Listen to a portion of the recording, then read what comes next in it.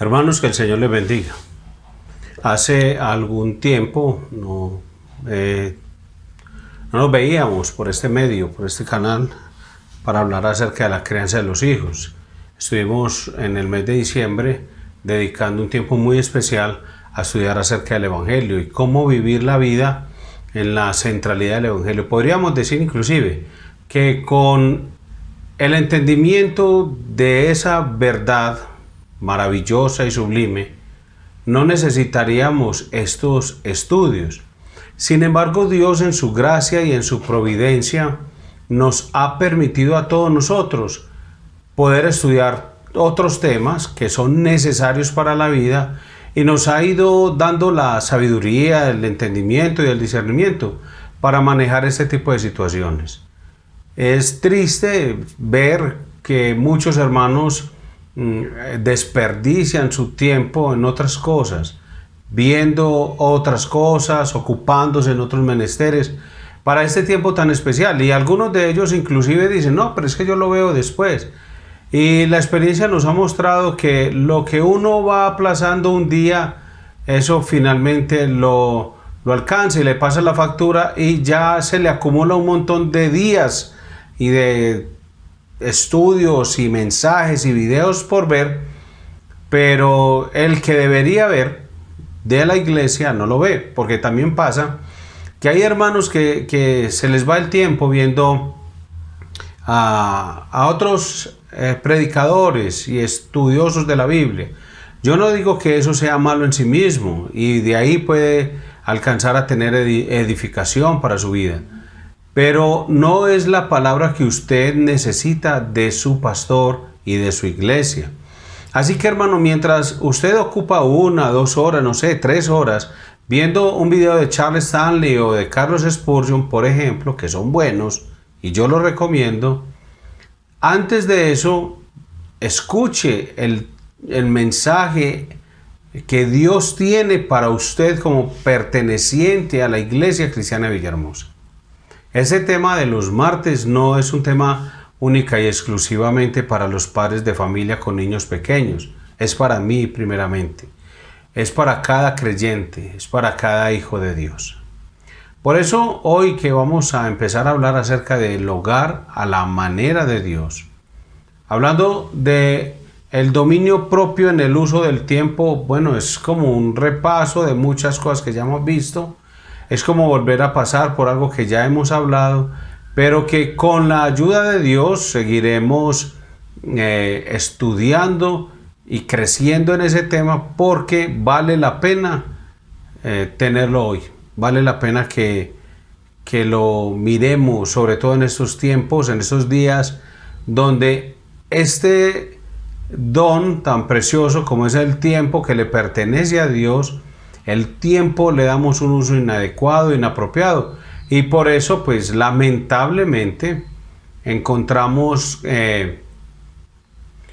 que mucho de lo que Dios nos manda con relación al tiempo no lo obedecemos, y entonces claro, obviamente nos hallamos pecando. Bien, vamos a hablar entonces de el hogar a la manera de Dios, el dominio propio en el uso del tiempo.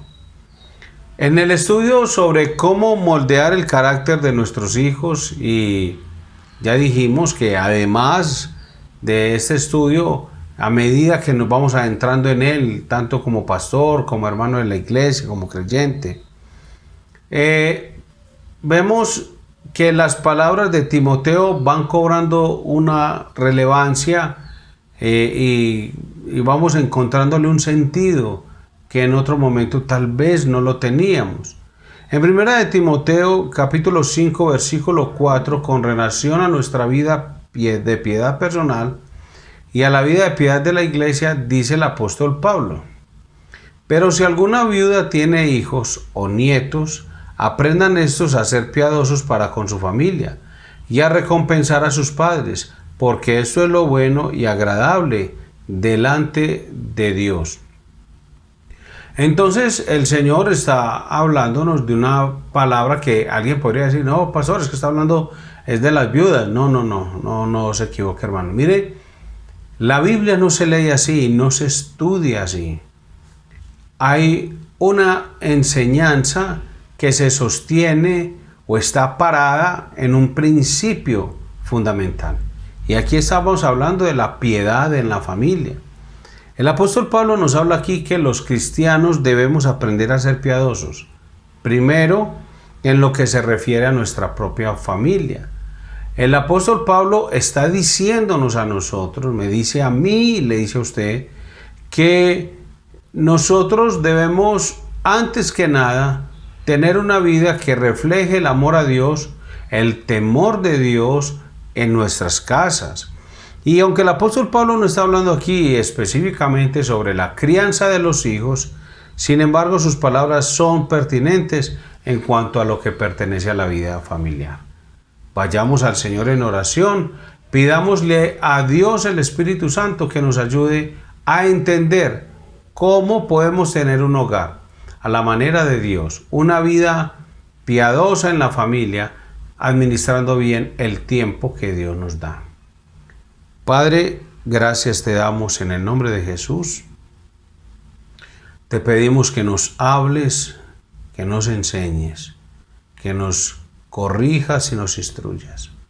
Que esta palabra tuya en mi corazón primero haga lo que tiene que hacer en cada creyente para que nosotros seamos edificados y fortalecidos, Señor, para darte la gloria y la honra a ti y para que nuestra familia de forma piadosa te honre y sea beneficiada espiritualmente.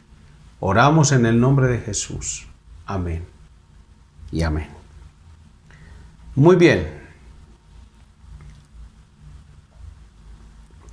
La verdadera piedad de un hombre se manifiesta en su aspecto más visible y es en el contexto de sus relaciones familiares. A ver, no estamos diciendo con esto que las relaciones familiares conforman el aspecto más importante de nuestra vida de piedad. No. El aspecto más importante de nuestra vida de piedad es obviamente nuestra relación con Dios. Es lo que hemos llamado en algunas ocasiones nuestra relación vertical. Pero lo que estamos diciendo es que esa vida de piedad se ha de manifestar en su aspecto más visible hacia los demás en el contexto de sus relaciones familiares. Mire, hermano, yo puedo decir que tengo muy buena relación con Dios, que lo amo, que lo respeto, que quiero honrar cada uno de sus mandamientos, toda su palabra, pero eso tiene que ser evidente, visible en mis relaciones personales. Y la primera y más básica de todas es la familia. Hace algún tiempo hubo unas marchas en Estados Unidos, unas protestas, algo muy violento, a raíz de la muerte de un hombre negro a manos de unos policías, supuestamente.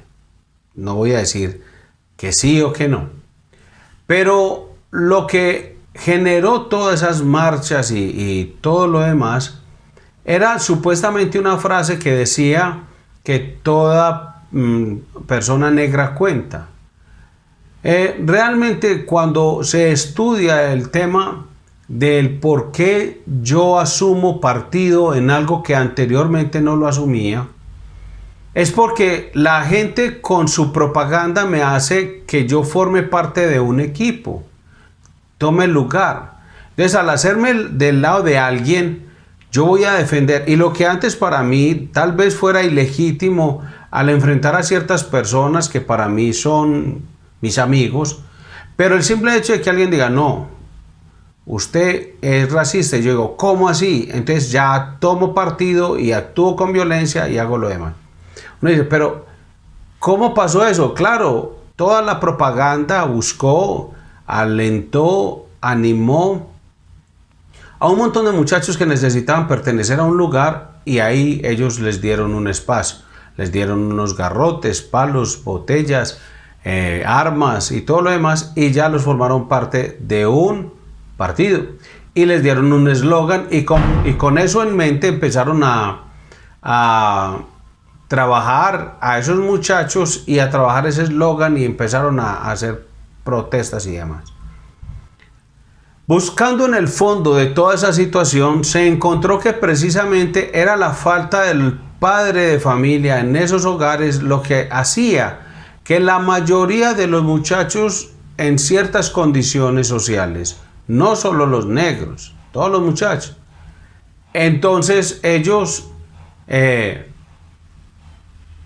con esa condición, con esa forma de vida o esa situación particular, entonces asumían un lugar, una posición, y empezaron a atacar a aquellos que consideraban que eran más favorecidos que ellos.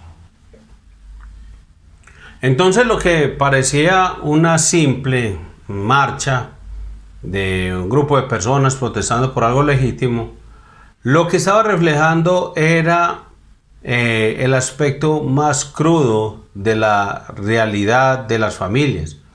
Es la falta del padre en los hogares. Entonces ahí es donde nosotros entendemos un poquito el contexto de lo que le dice el apóstol Pablo a Timoteo. Le dice: Timoteo, la vida piadosa de los creyentes, de cada creyente, debe notarse en sus relaciones familiares. Porque yo puedo decir que soy muy creyente, pero en mi actitud, en mi comportamiento, hago cosas que a mis padres no les benefician, o les perjudican, o les hacen daño.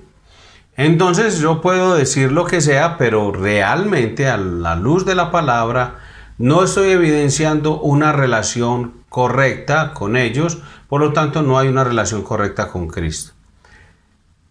Nadie puede ver mi corazón en cuanto a mi relación con Dios, pero todos sí pueden ver mi relación con mi esposa, mi relación con mis hijos y el resultado de mi crianza en cada uno de ellos, o sea, lo que estoy haciendo en ellos. Eso sí lo pueden ver. Porque es muy fácil yo decirle al Señor y decirle a los hermanos y en oraciones públicas, decir: yo soy muy buen cristiano. Y la gente verme con una Biblia enorme y de corbata y cachaco. Y cuando hablo con las personas,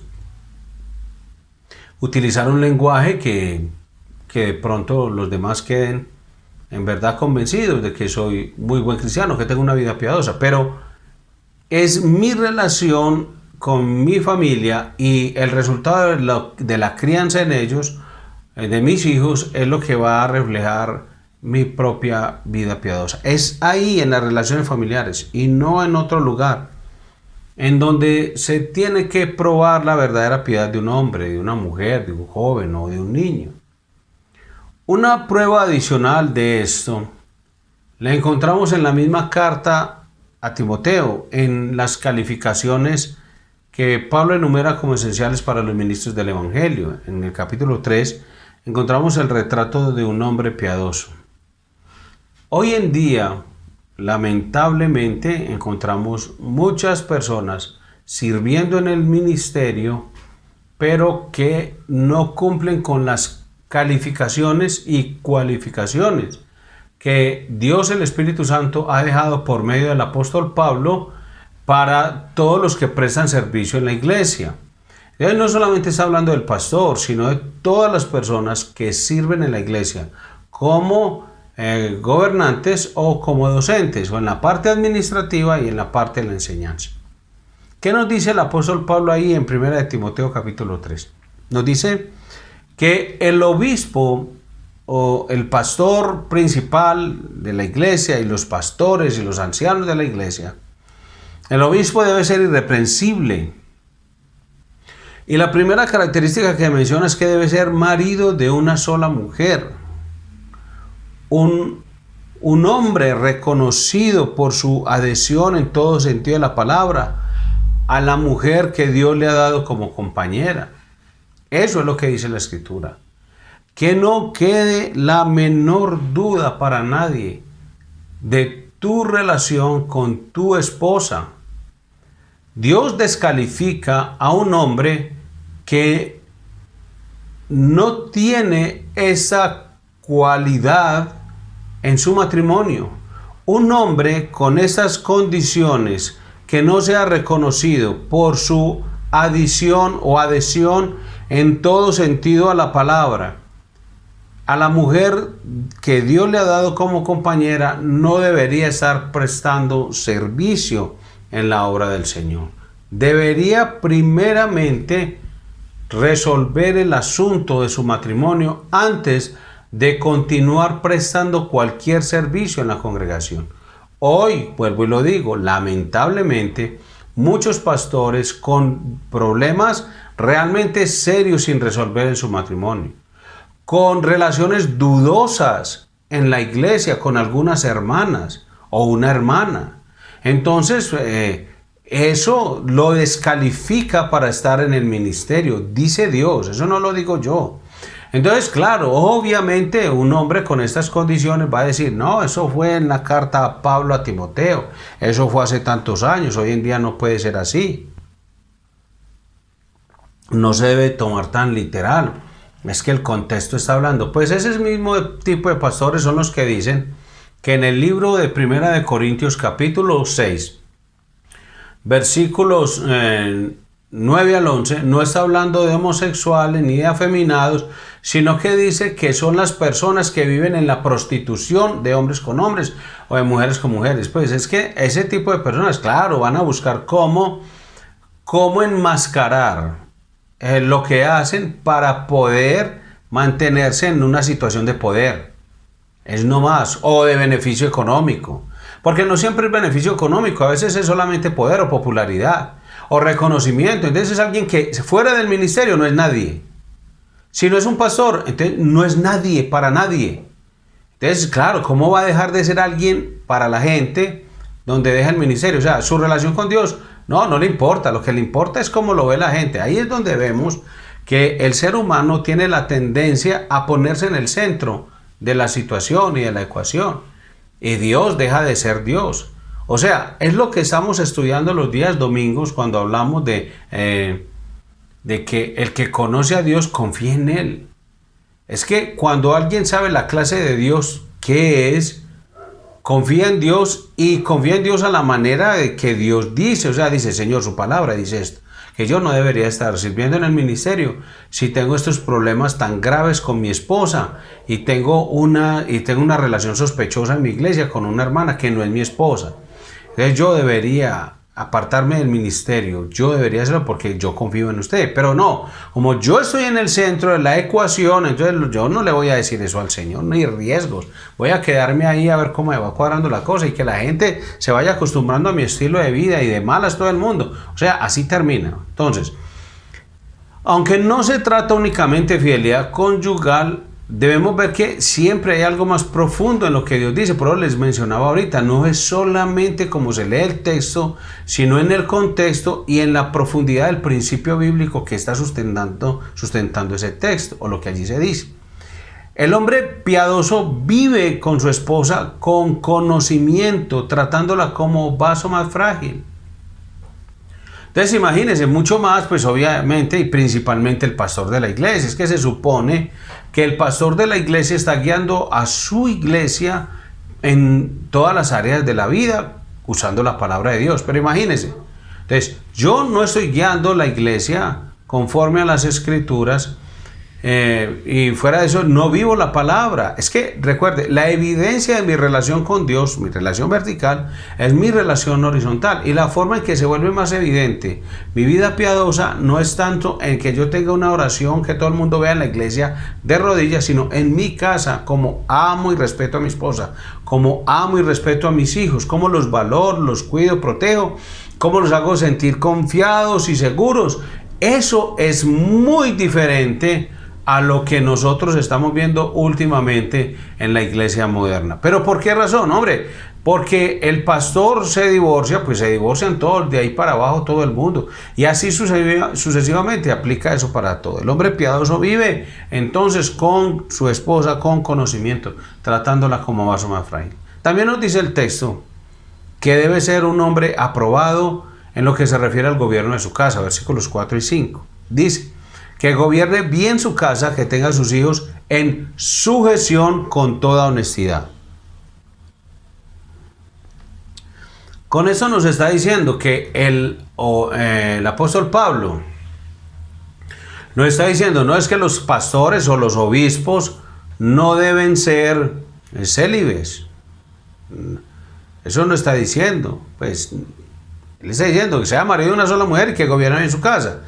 Entonces el celibato, que lo impuso Roma como una forma de decir que son más piadosos, pues realmente en el cristianismo no. El cristianismo histórico y auténtico se ha caracterizado porque sus pastores tienen hijos y nietos y familias grandes y numerosas. ¿Por qué razón, hombre? Porque es que entiende básicamente que cada hijo que nace debe ser un futuro adorador a Dios, y así todos en su casa. Dice que tenga a sus hijos, no a los hijos de su hermana, sino a los suyos, en sujeción con toda honestidad, pues el que no sabe gobernar su propia casa, ¿cómo cuidará de la iglesia de Dios? Entonces, ¿qué dice el texto? Algo indirecto. Pablo le dice a Timoteo que hay unas características que evidencian la piedad de un hombre. Dice que mantiene su hogar en sujeción y que lo gobierna. A ver, está el presidente Iván Duque, nuestro presidente. Y hay personas en el Congreso que no lo reconocen como su presidente.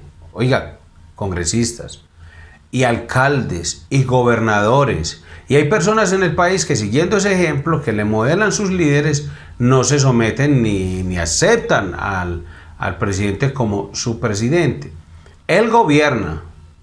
Que los otros no se sometan, ese es otro tema muy diferente. Pues para que entendamos que ningún pastor u obispo está obligado o sentenciado a que sus hijos tienen que ser unas lumbreras en la palabra y que todos tienen que ser ministros del evangelio y demás. Eso es falso. Lo que usted debe mirar es que sus hijos no sean rebeldes y que abiertamente no se sujeten a usted. Si eso pasa, usted y yo como pastores sí deberíamos decir, no voy a seguir en el ministerio hasta que no ponga en orden mi casa. Además hay otras cualidades, dice, sobrio, prudente, decoroso, hospedador, no dado al vino, no pendenciero, no codicioso de ganancias deshonestas, sino amable, apacible, no avaro, etc. O sea, piensen esto. ¿Quién más que la esposa y los hijos van a ver en el hombre estas características piadosas? Ellos verdaderamente. O sea, no basta con que el hombre manifieste alguna de estas cosas en el contexto de su trabajo o en su trato con los demás hermanos de la iglesia. No, la pregunta es, que lo hicimos la clase anterior, que hoy estamos repasando, porque es que de aquí, hace tantos días a hoy, ya muchas cosas se han olvidado. ¿Qué piensa su esposa acerca de esto? O sea, usted debería preguntarle a su esposa, mi amor, ¿en verdad yo soy un hombre piadoso o soy más bien como un pagano, como un mundano? Porque cuando se toma un hombre y se lee Timoteo 3, delante de su mujer y de sus hijos, y le preguntara a ella, venga, su esposo si es conforme a lo que dice 1 Timoteo 3, o sea, el apóstol Pablo está hablando de su esposo ahí, y a los hijos, pues que ya estén grandes y todo, porque si usted le pregunta a un hijo pequeño, él va a decir siempre que sí, que su papá es el mejor del mundo, el más fuerte del mundo, el más rico del mundo, el más grande del mundo, todo es el más bonito del mundo. Eso es un niño pequeño, pero cuando ya están grandes, que puedan ser independientes y que tengan un proceso independiente de pensamiento, entonces pregúntele a ellos también, venga, su papá se ve en esa lectura que hicimos de 1 Timoteo 3. Es así que él reacciona en su casa. Es un hombre sobrio, prudente, decoroso, hospedador. A ver, ¿hasta dónde queremos llegar con esto? Es a demostrar la validez que tienen las palabras de Pablo en 1 Timoteo 5:4 en esta serie de sermones o enseñanzas, que los creyentes deben aprender a ser piadosos, primero con los miembros de su familia. Así que la piedad de un hijo, por ejemplo, sobre todo si es adolescente, se va a manifestar por el esfuerzo que hace de honrar a sus padres. Así se va a notar. La piedad de un hombre se va a manifestar en el trato con su esposa, en la forma como se dedica a educar a sus hijos en el amor de Dios. La piedad de una mujer se va a evidenciar en la capacidad que posee de someterse a su marido, cuidar bien su casa, de ser un buen ejemplo para sus hijos, en que tiene un espíritu afable y apacible, como dice 1 de Pedro capítulo 3, que es de grande estima delante de Dios. Ahí se ha de manifestar la piedad de una mujer. Vea, la mujer puede tener falda larga, buzos de manga larga, cuello aquí, como se dice, tortuga, cabello largo, sin maquillaje, sin aretas, y así para decir que es una mujer que está casada con Cristo. Pero si ella no se somete a su marido, si no cuida bien su casa, si no es buen ejemplo para sus hijos, si no tiene un espíritu afable y apacible, esa mujer puede tener todo el atuendo por fuera, pero internamente no es una mujer piadosa. Con esto no estoy diciendo que la piedad se manifiesta en vestidos y ropas y cosas, no. Sino que hay gente que quiere manifestar externamente lo que realmente no tiene internamente. Y aunque tuviera internamente una mujer piadosa, pues la Biblia no dice que eso sea necesario para demostrarle a los otros que es piadoso. Hombre, la mujer debe vestir con decoro y comportarse con decoro en la calle, en todas partes, y someterse a su marido siempre. Pero eso no significa que entonces que la mujer deba vestir de cierta manera para poder decir que ahí sí es piadosa. No, si se mantiene decorosa en todos los aspectos de su vida, eso es una forma de responder verdaderamente a lo que dice la Biblia. Entonces, la piedad no se mide por la cantidad de conocimiento que una persona pueda tener, por su capacidad de transmitir a otros verdades bíblicas o por lo mucho que se involucra en las actividades de la iglesia. Hay gente que sabe mucho, pero no es piadoso. Hay gente que está en toda la actividad de la iglesia, pero no es piadoso. Hay gente que evangeliza mucho, pero no son piadosos. O sea, muchas veces esas cosas son, en algunos casos, sustitutos de la piedad. Entonces, ¿qué significa eso? Que viven así para no ser piadosos, porque eso es lo que les da el estatus de piadoso. Jesucristo ya lo había dicho acerca de los fariseos. Pablo nos dice que aprender a ser piadosos primero con nuestras propias familias.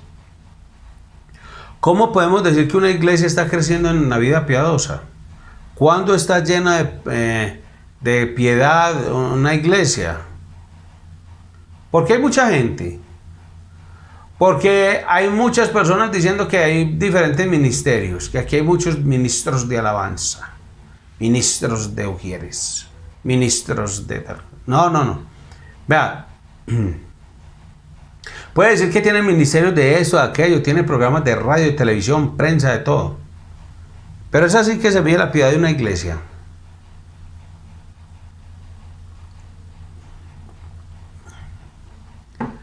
Mire, una iglesia está creciendo en vida piadosa cuando las familias que la componen están caminando cada vez con más determinación hacia el modelo que la Escritura presenta acerca de lo que es un hogar conforme al modelo bíblico. Entonces, ¿cómo es un hogar a la manera de Dios? Primero, ese hogar tiene un nombre, una cabeza. O sea, ese hombre, ese esposo es la cabeza de su hogar. Eso es un hogar bíblico. Sabe ejercer sobre los suyos un gobierno amoroso, o si quiere ponerlo de otra manera, ejerce sobre los suyos un amor gobernante. Ama y gobierna. Ama mientras gobierna y gobierna amando. Entonces, ama a su mujer como Cristo amó a la iglesia. Ama a sus hijos entrañablemente, pero a la vez sabe gobernar. Es un hombre que da directrices específicas a su esposa, a sus hijos. Gobierna, ese hombre gobierna. Entonces, si usted ve un hogar donde el esposo es la cabeza del hogar, ese hogar ya tiene una característica, una de las marcas de ser un hogar piadoso. Si ese hogar es así, entonces podemos decir que si todas las familias de la iglesia son como ese hogar, podemos decir esa iglesia está creciendo en la vida piadosa. Ya está entendiendo, ¿cierto? El apóstol Pablo, hablando de ese hombre piadoso en 1 Timoteo 3, que los hombres deben gobernar bien su casa, no dice no solamente gobernar, sino gobernar bien. Porque hay hombres que se vienen quejando de su esposa, que ella nunca está en la casa, nunca hace esto, nunca hace aquello. Pero entonces, como diría el doctor Arcíes Prol, usted es el culpable. Usted es el que gobierna su casa. Y esa empresa está en sus hombros. Y si esa empresa fracasa, el culpable es usted, en la mayor medida. O sea, en ese modelo bíblico de lo que es un hogar, esa mujer es sumisa a la autoridad de su marido. Entonces, lo que el marido dice, ella responde correctamente. Ella dice, sí, así es. Hay una instrucción del esposo y la esposa dirige la instrucción del esposo, como está en Proverbios capítulo 1. O sea, el marido dice, eso es lo que se va a hacer. Pues como dice Proverbios 31:11, el corazón de su marido está confiado en ella. ¿Y por qué? Porque ella entonces va a hacer exactamente lo que el Dios quisiera. Entonces él no va a llegar a la casa y se va a encontrar con que a ella le ocurrió una idea muy brillante. No, es una mujer así, es una mujer que no se sujeta al marido. Y eso no es un hogar bíblico. La pregunta es, mi hermano, ¿usted quiere vivir en un hogar bíblico que traiga gloria y honor al Señor? En verdad. Porque ese yo no sé qué le habrá enseñado a su mamá o su papá.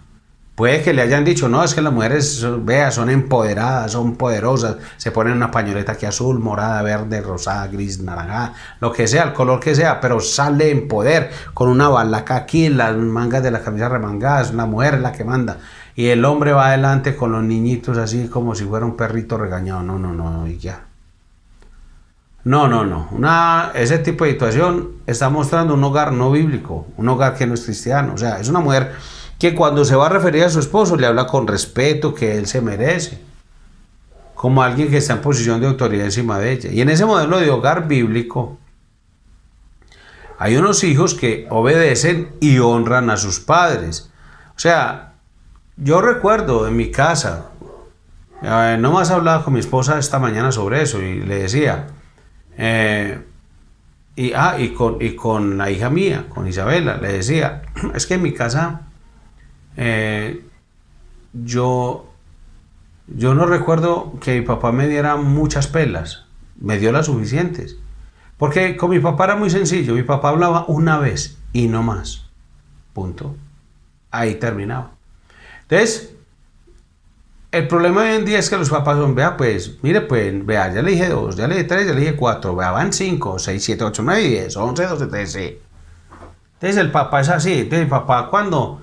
y no es pues estoy usando solamente una referencia, un ejemplo, no es el ejemplo de todo. La Biblia está saturada de poder como para que yo le quiera agregar poder a la escritura, no, de ninguna manera. Sino que el papá hablaba una vez y punto. Entonces era muy sencillo, es que eso se cuadran las cosas muy fácil. Entonces no es como hoy en día los papás que... y nunca toca al hijo. Y el hijo... pecando, desobedeciendo, o sea, dando motivos para una pelita. ¿Cuánto hemos hablado? Y no, hay papás que todavía están con... o se mueren y es que de la risa de las bobadas que hacen los hijos, hombre, de desobediencia, de rebelión, de falta de dominio propio, no, qué cosas tan horribles. Uno la ve y uno dice, no, lo que está pasando aquí, hombre. Pero bueno, en fin, ese es otro tema. Pero ¿a qué voy? Es que en el modelo de un hogar bíblico, los hijos obedecen a sus padres, a la primera. Y porque si el papá tuvo que hablar la segunda vez, ya tiene que ir hablando con pela. Y se cuadra. Porque o si no, eso es algo grave. O sea, es un pecado grave. Su desobediencia es hacia Dios. Eso es que, vea, fulanito, ya le dije 4 veces. ¿Cómo así, hombre? Miren, en ese modelo de hogar bíblico, los padres aman a sus hijos, los tratan con ternura, con afecto, los instruyen en el temor de Dios, pero al mismo tiempo los guían con firmeza hacia el trono de Dios. ¿Por qué? Porque los papás, por medio del amor y la disciplina en balance, están guiando a sus hijos a que respeten a Dios como la máxima autoridad sobre todo lo creado. Porque es que imagínense, el hijo trata de chantajear o manipular a su papá para que no le pegue la pelita. Entonces el papá le está diciendo, no, vea, mi hijo, es que el que me manda que le pegue la pela es Dios. Y antes que yo quiera imponer mis propias normas en esta casa, yo voy a obedecer las de Dios. Y el hijo va a entender, no, con mi papá no me puede negociar. Porque él no negocia lo que Dios le ha mandado a hacer, no importa cómo. Entonces, por eso repetimos, la iglesia está creciendo en piedad cuando las familias que componen esa iglesia están caminando cada vez más y más en determinación hacia ese modelo de la Escritura. Muchas personas en las iglesias, tal vez con la mejor intención, se convierten en lo que podemos llamar cazadores de ministerio. O sea, están constantemente buscando qué hacer y en ocasiones hasta se quejan porque supuestamente no le dan oportunidad para involucrarse en la obra de Dios. Hemos aprendido por la palabra que todo creyente debe poner sus dones en operación para la obra de Dios. Pero debemos entender que nuestro primordial o primario, principal ministerio es en nuestros hogares. Entonces, si yo descuido a mi familia por estar metido todo el tiempo en la iglesia, Dios me va a pedir cuentas de eso. Y Dios no lo aprueba. De hecho, estoy desobedeciendo, estoy pecando. Nuestra iglesia se va a fortalecer en la misma medida en que los hogares continúen fortaleciéndose. Así que no permitamos que las apariencias nos engañen con respecto a las personas. ¿Qué queremos decir con esto? Que muchas veces nos deslumbra alguien que está involucrado en muchas cosas. Entonces la gente dice, ay, fulano de tal, cómo se mantiene haciendo de cosas. Fulanita de tal, cómo se mantiene haciendo cosas. No, pues, qué hermana más piadosa, qué hermano más piadoso. Mire que está en este ministerio, en el otro, en este otro, tal. Yo no sé cómo le da el tiempo. No, y ese marido debe ser un santo desde que la deje estar aquí siempre en todas cosas. Esa apariencia nos engaña, nos deslumbra. Porque vemos que alguien está en todas esas cosas, entonces tal vez empezamos a quedarnos en el corazón, vea, yo ya no puedo poner mis dones en función, porque es que esa señora se mete en todo, ese señor se mete en todo, mire, los pastores ni se dan cuenta de mis capacidades y ellos quieren hacer todo. Mire, ¿en qué le ayuda a un joven estar en todas esas cosas cuando en su casa no funciona como un hijo piadoso? O sea, ¿de qué sirve un muchacho pelado que sepa tocar guitarra, sea ujier, sea maestro de niños? Y entonces la gente se equivoca, claro, es que es lo que estamos diciendo. O sea, yo lo veo y digo, uy, qué muchacho tan piadoso. Pero es que en la casa la mamá lo manda a lavar un pocillo y no lo hace. No ayuda en la casa a recoger el reblujo de su habitación. Deja siempre los trastes en la pieza. Además, no come en el comedor, sino en la pieza y deja todo allá regado. No hace caso, no le ayuda a nadie, no se ocupa ni siquiera de sus propias responsabilidades. No, es que puede hacer de todo en la iglesia, pero eso no es ser piadoso. Entonces, los papás se van a quejar y se van a quejar justamente. O sea, porque es que ese joven es un irresponsable en su hogar. De pronto, hasta un respondón, bien contestoncito. Claro, como se le manda a hacer cosas que haga en el hogar, que se necesitan, pero él no las quiere hacer. Entonces cuando le dice, es que usted no hace, pero para irse para la iglesia sí. Pero déjeme a mí. Y ahí sí contesta, para eso sí es berriondito. Entonces, lo vemos en la iglesia y hace de todo. Pero no es un joven piadoso. Algunas personas hasta lo animan y es que para el ministerio pastoral, pero eso no debería hacerse. No, ese muchacho lo que es un peligro. Si no se somete a sus padres, no va a someter al pastor. O sea, mientras se le somete al pastor, va a ser mientras escala en su vida de popularismo en la iglesia, pero no de ministerio y servicio a Dios. A ver, no es a lo que la Biblia llama piedad. Entonces, en el caso de un hombre casado, pero su esposa también se queja porque es un desconsiderado y demás, porque no la ama como Cristo amó la iglesia, porque no es tierno con ella, la maltrata física, verbal o emocionalmente. Entonces, ¿cómo no se va a quejar? O una hermana casada. Entonces vamos a medir la piedad pues de una mujer porque tiene muchas habilidades o porque la vemos a toda hora en actividades en la iglesia. Entonces alguien me puede decir, pastor, pero es que en Proverbios 31 dice que esa mujer hace muchas cosas en la casa y en la calle. Sí, pero yo no creo que Proverbios 31 hable de que esa mujer hace todas las cosas el mismo día y al mismo tiempo. Probablemente se está refiriendo a la labor de una mujer virtuosa en toda la vida. Y lo que dice es muy tremendo al final, porque es que mire que dice que los hijos y el esposo la alaban. Hombre, si mi esposa no me mantiene en la casa y se mantiene a todas horas en la iglesia, por allá andando con el pastor para arriba y para abajo, se mantienen visitando gente, se visitan entre ellos, se van por allá a comer helado, ella con el pastor y tal cosa, y pues yo como esposo digo, no, oiga, es esta que me deja, falta ver si no, pues tiene algo inapropiado con el pastor, oiga, así, ¿será que ya nos vamos a divorciar o qué? Este caso fue con el pastor. Entonces, claro, va a haber una que hay los hijos que van a decir, no, es que mi mamá nunca está en la casa. Aquí es un desorden todo, un caos, no hay comida, no hay ropa, no hay nada. ¿La van a llamar bienaventurada? No, hombre, eso no es lo que el texto dice. Esa no es la imagen de una mujer virtuosa. O sea, los hijos de esa mujer de Proverbios 31 la llaman bienaventurada, precisamente es porque no tienen queja sobre ella, a pesar de todo lo que hace, pero es que no lo hace todo en un día. Entonces,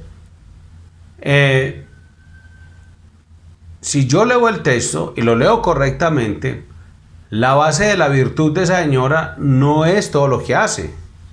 Lea el texto y dice, es el temor de Dios. Es el temor de Dios la que hace hacer lo que hace. Cuando usted lea Nehemías, en el capítulo 5, usted se va a dar cuenta que mientras hubo un montón de gobernantes que le hicieron daño al pueblo y abusaban y eran descarados con ellos, Nehemías nunca lo hizo. Pero él dice por qué. Él no dice que es que él fuera mejor gobernante porque sí, o porque él viene de cierta familia, de tal seminario, egresado de tal parte. No, no lo dice eso. Dice por el temor de Dios. Es que cuando hay temor de Dios en el corazón de las personas son piadosas. Y se refleja, o sea, la evidencia está en la relación con las demás personas. Mire el versículo 30 de Proverbios 61. Engañosa es la gracia y vana la hermosura, pero la mujer que teme a Jehová, esa será alabada. Así como decíamos antes que debíamos volver a definir en qué consiste la verdadera fe, pienso como pastor que también debemos redefinir el concepto de piedad, porque muchos cristianos viven engañados en ese sentido, pensando que ellos mismos ya son maduros, que están creciendo espiritualmente, cuando en realidad lo que son es activistas del reino de Dios. No han aprendido a ser piadosos, porque primero se es piadoso ¿en dónde? En las familias. Y recuerde que el contexto de las relaciones familiares, de que los creyentes manifiestan realmente lo que son, no en la iglesia, no en sus casas. Entonces usted puede ver un muchacho que lo salude a usted en la calle y a esta le diga, pastor, Dios lo bendiga.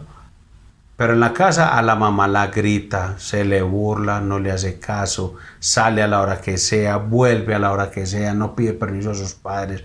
Es un desgraciado. Entonces uno dice, ese en la calle es, Dios les bendiga, Dios les bendiga. Y claro, es que en la calle, no, y hasta en la iglesia, no, es en la casa donde se ve la verdadera piedad. Es que ¿qué le sirve al muchacho? Puede ser bien querido con todo el mundo. No es ahí donde un hombre es lo que es, una mujer es lo que es, donde un hijo es lo que es. Ahí es donde radica la importancia de todo esto que estamos enseñando. Porque si estamos tocando el tema de cómo moldear el carácter de nuestros hijos, cómo tener un hogar a la manera de Dios. Cuando se predica acerca del tema de la relación entre los esposos, estamos tocando algo más que un tema acerca de la familia, es algo más profundo, es que estamos tocando con la fibra importante de la piedad, es así que debemos verlo. O sea, no es un simple tema familiar. A ver, no pretendo verme, no lo aspiro, nunca, como un psicólogo hablando de la educación de los niños. No, Dios no me llamó a eso, Dios ha llamado a los hombres a pastorear la grey. Lo que estoy tratando es de incrementar a través de la predicación, la piedad en la vida de la iglesia. A eso me va a pedir cuenta Dios. O sea, estamos tocando la fibra esencial de la verdadera piedad. ¿Qué dice el texto? Aprendan a ser piadosos primeramente para con su familia. Entonces por eso decimos que ¿de qué me sirve un montón de gente que no sea piadosa en la iglesia? No. Mire, hay una persona que no me habla hace como 7 años.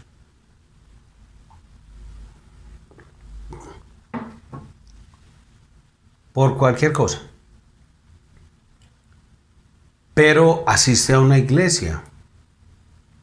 Y en la iglesia donde va, a lo mejor, pues lo ponen a servir como una persona piadosa. Y uno dice, pero ¿cómo pasa eso?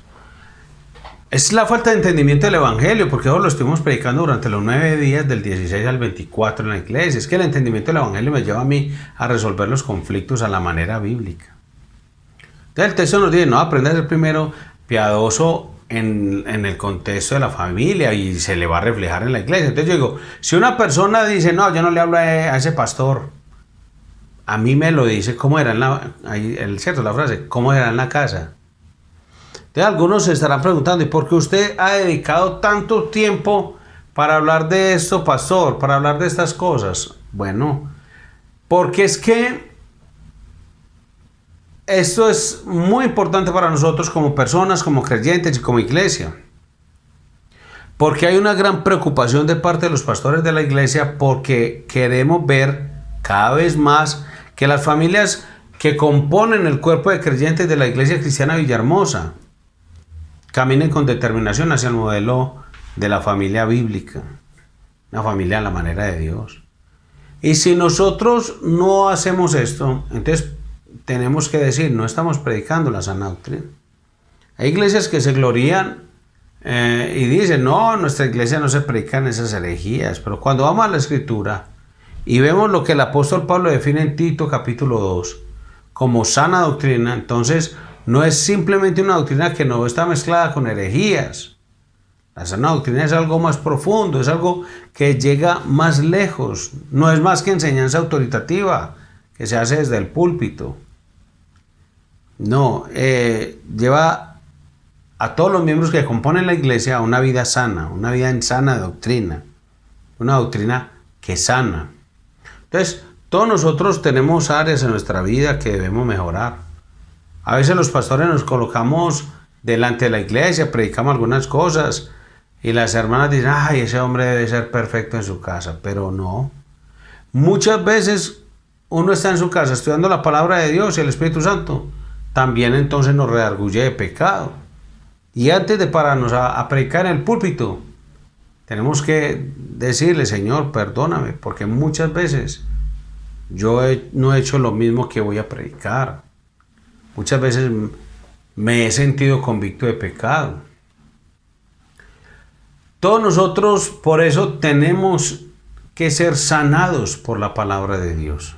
¿Qué es entonces predicar sana doctrina?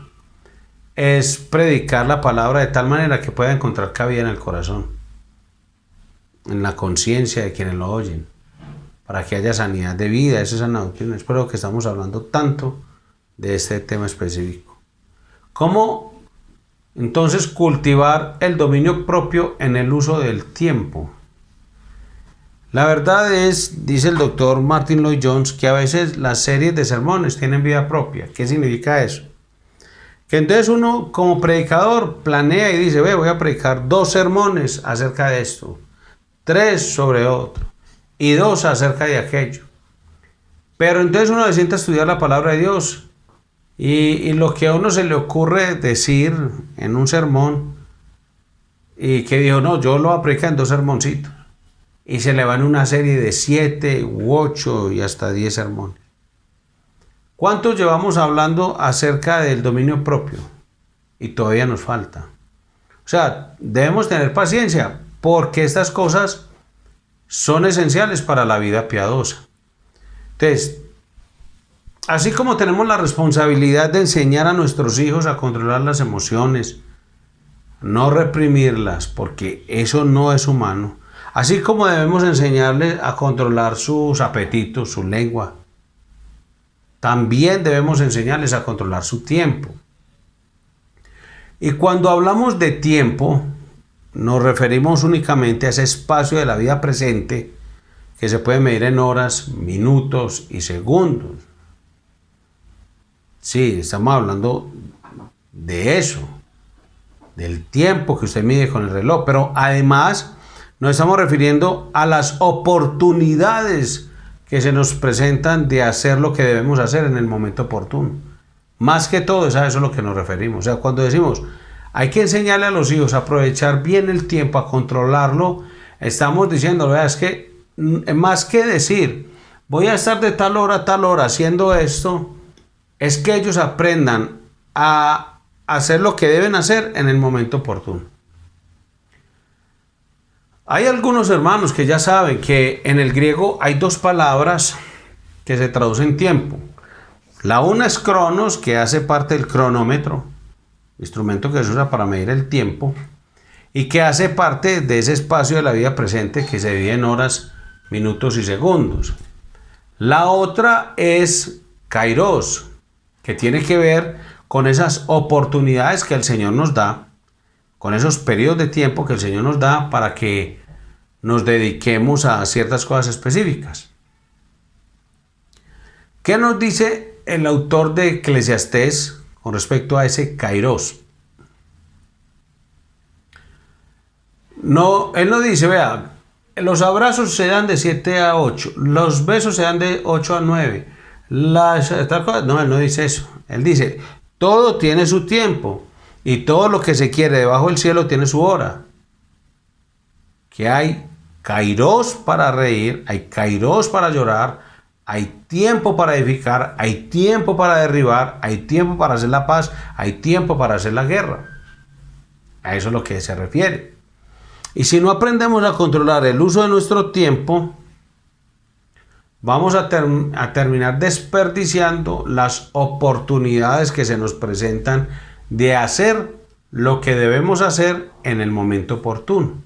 Eso es lo que dice el texto y la Biblia en su principio de manejo del tiempo, que verdaderamente es un don de Dios. Ahora, en Efesios 5, 15 al 16, encontramos que una de las características que posee el hombre sabio es precisamente la capacidad de usar su tiempo en forma adecuada, como dice el apóstol, que el hombre sabio dice, mirad pues con diligencia cómo andéis. Efesios 5, 15, 16. No como necios, sino como sabios. Y bueno, uno dice, pero ¿cómo andan los necios y los sabios?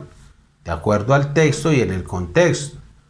Dice, aprovechando bien el tiempo, el kairos, no el cronos, porque los días son malos. Cuando dice, mirad pues con diligencia cómo andéis, no como necios, sino como sabios, aprovechando bien el tiempo, o sea, usando el tiempo en forma adecuada, haciendo lo que debe hacer en el momento oportuno, porque los días son malos.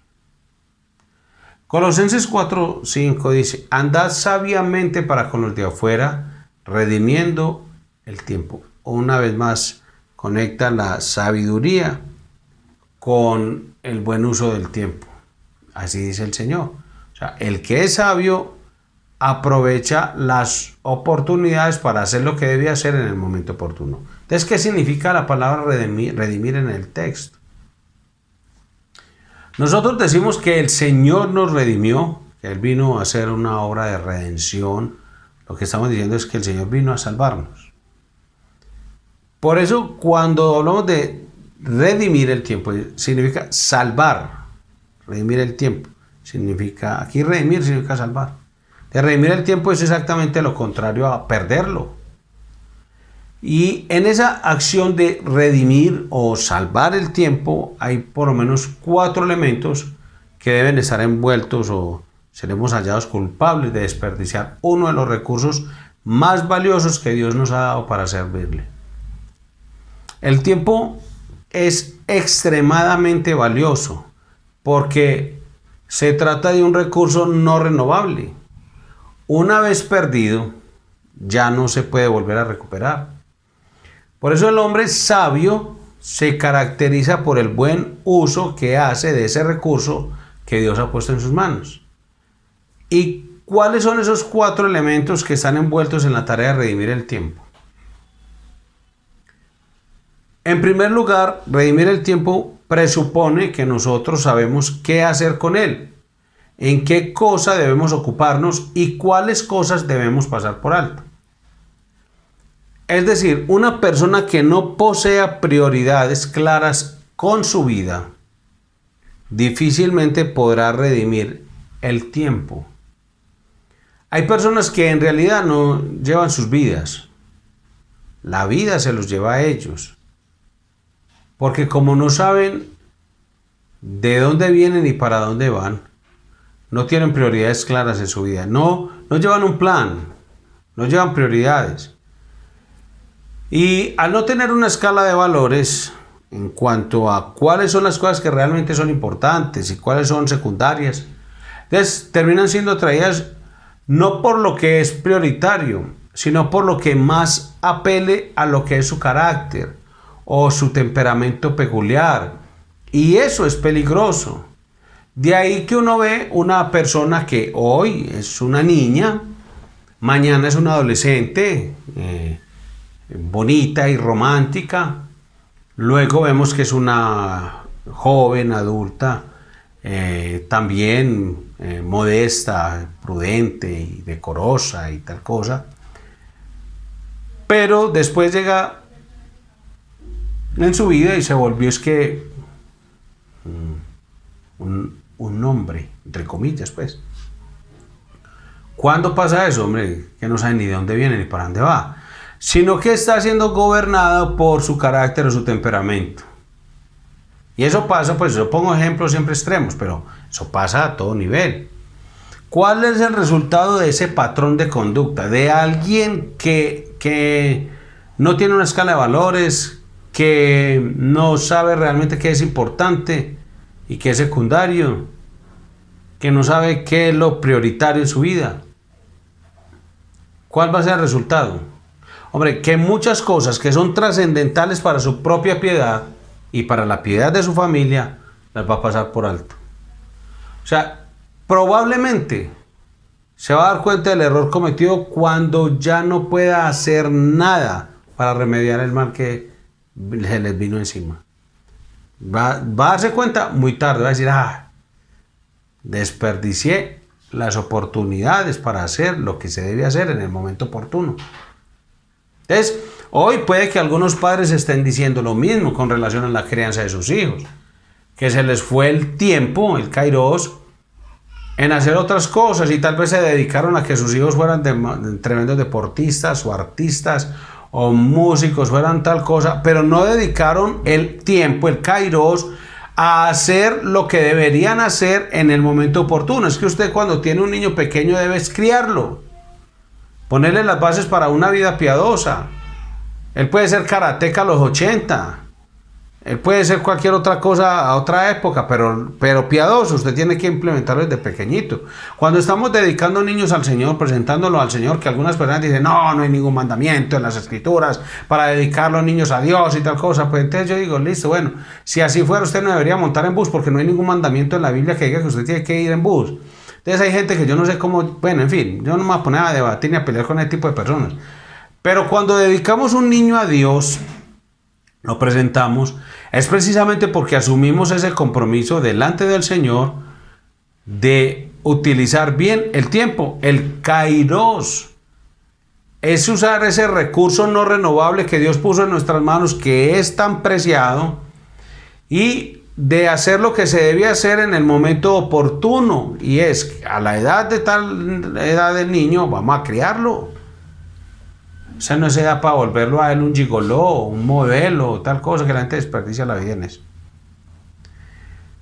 En ese sentido, cuidado con lo que vamos a llamar a partir de ahora la tiranía de la oportunidad. ¿Por qué? ¿O qué queremos decir? Que muchas veces en nuestra vida se presentan grandes oportunidades que tenemos que pasar por alto, pero con miras a las metas que nos hemos trazado. Pero es que es una gran oportunidad y las grandes oportunidades se presentan una vez en la vida. Pero si esa gran oportunidad te va a llevar a descuidar tu familia, entonces vas a tener que decir como Nehemías, yo hago una obra y no puedo ir. O sea, yo tengo prioridades claras en mi mente. Yo sé lo que quiero y lo que no quiero. Vea, hay gente que le dice, no, pero qué bueno entrar a estudiar un doctorado, una maestría, un posgrado, ya no hay que. A esa edad tienes un hijo pequeño. ¿Cuánto de tu vida se te está desperdiciando? O sea, ese tiempo no vuelve. Y recuerde, es que la responsabilidad de criar a su hijo no es de sus suegros, no es de los padres o los abuelos del niño, pues de los padres del papá del niño, no, de los abuelos, pues, no es de ellos, ni de una niñera, es del papá y de la mamá. Y ese tiempo no vuelve, no vuelve. Entonces, ¿cuántas veces decimos, no, pero es que es una gran oportunidad y las oportunidades solamente aparecen una vez en la vida? ¿Será que sí? ¿Será que eso sí es una bendición de oportunidad? Mire, debemos tener prioridades claras en nuestra mente y saber lo que queremos y lo que no queremos. Cuando decidimos ir hacia el norte, estamos decidiendo al mismo tiempo que no vamos a ir hacia el sur. Puede sonar muy simple y hasta para algunos muy tontico, pero es algo profundamente filosófico. O sea, es que estoy tomando una decisión y punto. Y ya lo otro no, es que yo ya me casé. Bueno, me voy a dedicar a mi esposa. Para algunos se casan y quieren seguir con los amigos, con las amigas, con los frikis, con los nice, con las tías, con las abuelas, con los majos, con los chicos. No, hermano. Usted ya se casó, va para casa, va para casa, mijo, a cuidar a su esposa. Ojalá pudiéramos hacer como en el Antiguo Testamento. El que se casaba, le decían, ¿está en el ejército? No, no va a volver. Por un año, para que cuide a su esposa, consiéntala. Un año y después vuelve para el ejército. Vaya, de pronto lo matan allá. ¿Vamos a dejar una viuda tan rápido? No. Y si no lo matan, pues bueno, cuando vuelva del ejército va a encontrar a su esposa. Pero se le dedicó un año a ella. Pero no, quieren seguir siendo como solteros y se casaron. Se casan y se mantienen en el estadio, yendo a todas las ciudades del país, se mantienen viendo fútbol con los amigos, charlando con los... No, mijo, usted ya se casó. Esa es su prioridad. Usted cuando tomó la decisión de coger para el norte, también dijo, no voy al sur. Eso es así de sencillo. Es que cuando uno hace los votos matrimoniales, cuando uno tiene un hijo, ya tiene un hijo, dedíquese a él. Es que Dios no le va a pedir cuenta a usted, no le va a decir, cierto que vos te dejaste tirar a la universidad, vos la dejaste. No le va a decir eso. Cierto que vos dejaste tirar un trabajo muy importante con una excelente empresa en la ciudad de Medellín, cierto que sí. No, Dios no le va a decir, vos dejaste tirar a tu familia. Cuando el Señor Jesucristo, los apóstoles le dijeron, Señor, allá hay una multitud que te busca. ¿Qué le dijo Jesús? Hijo, es que mi horario no ha sido definido por las necesidades de la multitud. Yo tengo prioridades. Pero es que... La mamá le dijo, Hijo, se acabó el vino. ¿Qué va a hacer? Usted que tiene conmigo mujer. Todavía no llegó mi hora. Así era. O sea, él tenía prioridades. Imagine que él se moviera por todo lo que la gente le decía. No, pues a esta hora todavía no lo habían podido crucificar haciendo todo lo que, resolviéndole los problemas a la humanidad. Que la gente siempre va a salir con cosas. Lo mismo usted como padre de familia. A ver, le cuento de antemano, porque es que como pastores lo hemos vivido en carne propia, que cuando uno vive por prioridades, recibe muchas más críticas. Nadie se interesa por mis problemas en esta iglesia. Aquí no priorizan con nosotros. No todo el mundo lo tratan igual. No todo el mundo le dedican el mismo tiempo.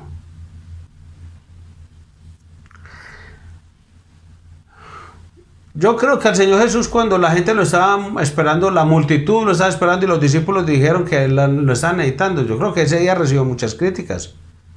Todo el mundo esperando con enfermos, con muertos, tullidos, con de todo. Pues sí, eran prioridades reales, eran necesidades verdaderas. Pero es que el Señor Jesucristo no vino a improvisar, Él vino con un plan definido. ¿Y qué le dijo a los apóstoles? Hermanos, es que así debe ser. No, yo he venido a predicar también a otras ciudades. El horario de mi obra no puede ser determinado por las necesidades de las multitudes. No, punto. Así de sencillo, hermano. Es que usted como padre, ve qué bueno para irnos para un asado. No, es que el niño mío está muy pequeño, yo por allá no voy a ir. No, el niño mío tiene tareas que hacer y lo voy a acompañar a hacer esas tareas. No, es que le prometí al hijo mío que íbamos a ir a jugar al parque y voy a salir con él. Voy a hacer estas cosas en la casa porque eso para el beneficio de mi familia. Es eso, hermano.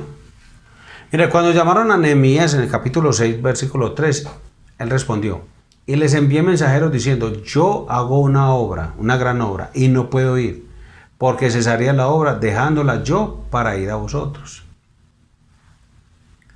¿Qué entendía Nehemías? Que Dios le había puesto una responsabilidad de hacer, una obra. Y que si él no la hacía, nadie la iba a hacer por él. Así lo entiende. ¿Quién va a hacer la obra suya como padre? Nadie. Yo no puedo. Yo soy el pastor de su iglesia. Voy a pastorear a su hijo y a usted y a su familia, sí, hasta donde Dios me permita. Pero la obra en su casa, con su hijo, la hace usted. No más. A nadie va a reemplazar eso. Eso es lo que está diciendo Nehemías. No es que yo tengo prioridades. Es que Dios a mí me dio un llamado. El llamado mío es ser padre. Y aquí tengo primero ser padre. Y antes de padre ser esposo. Eso es primordial.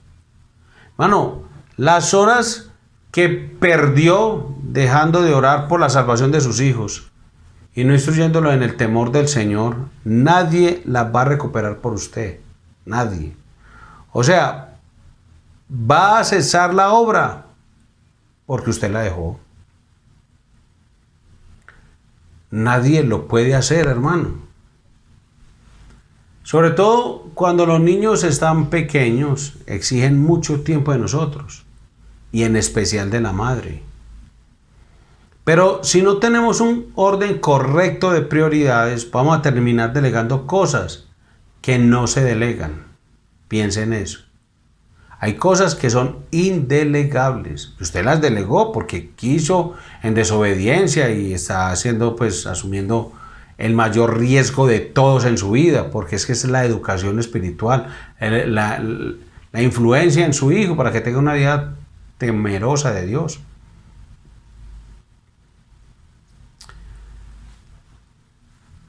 Usted terminará haciendo cosas que nunca debió haber hecho. A veces uno se pregunta si es que hay hermanas de la iglesia que tienen días de 30 horas. O si es que hay cosas que están descuidando. Porque una mujer tiene muchas cosas que hacer en la casa. Tienen gavetas que arreglar, cosas que limpiar, comidas que hacer. Tienen hijos a quienes no solamente, si son pequeños, los deben bañar. Y no solamente es bañarlos.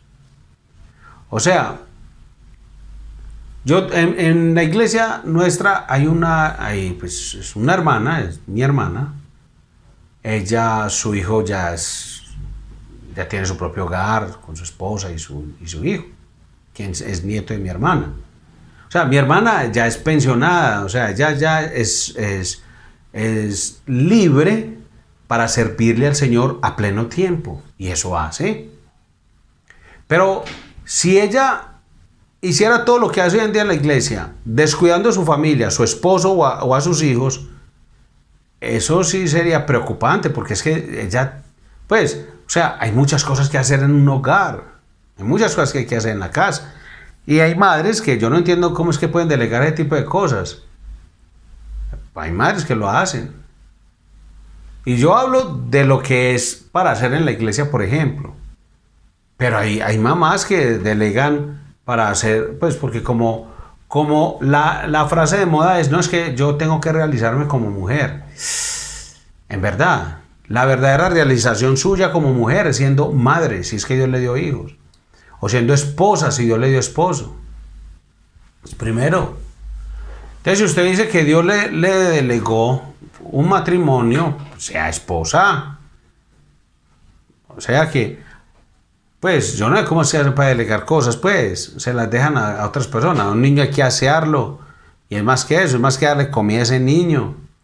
Estamos hablando de una madre que se sienta con su niño a jugar, que quiere ver cuáles son las reacciones del niño cuando pierde, que quiere ver cuál es su proceso de pensamiento, que quiere ver cuáles son las cosas profundas que le preocupan, que cuando ese niño hace preguntas, hay una persona capacitada bíblicamente para responderle esa pregunta, y eso toma tiempo, y debemos tener un orden correcto de prioridad. Imagine, usted le delega la crianza de su hijo a la abuela, que no es cristiana, por ejemplo. Entonces el hijo tiene una pregunta y dice, abuela, en la iglesia nosotros no le cantamos a María, porque usted sí le está rezando a María. Ella mismo le va a decir, oiga, qué papayazo le dio. Venga, mijo, María es la madre de Dios. Ustedes son unos pobres huérfanos sin madre, porque es que la madre es la madre. Vea, empieza a envenenar al niño. Venga, mejor vamos a hacer la primera comunión por allí escondidos. Se lo lleva y le da la primera comunión. Lo mete en todos los ritos de Roma y le dice, no le diga a sus papás, no me larga esta cosita con bolitas y todos los días estoy yo solito cuando ellos no estén. Porque es que ellos son huérfanos de madre y la madre. Y la culpa es suya. No le vaya a echar la culpa a la abuela, a la suegra, a nadie. Es suya porque usted delegó. Ay, pastor, pero entonces uno cómo hace. No, piense, priorice. ¿Cuál es su meta?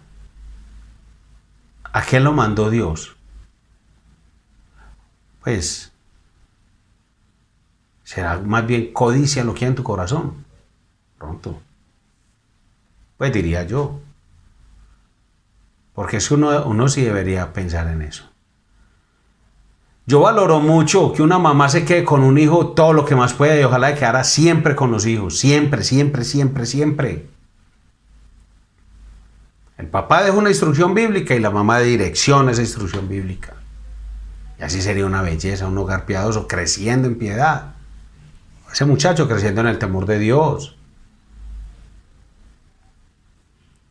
Así debería ser.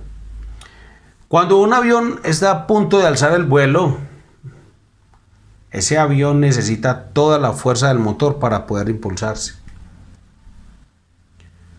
Cuando nuestros niños están pequeños, necesitan nuestro tiempo, que esa es la fuerza del motor para poder impulsarse.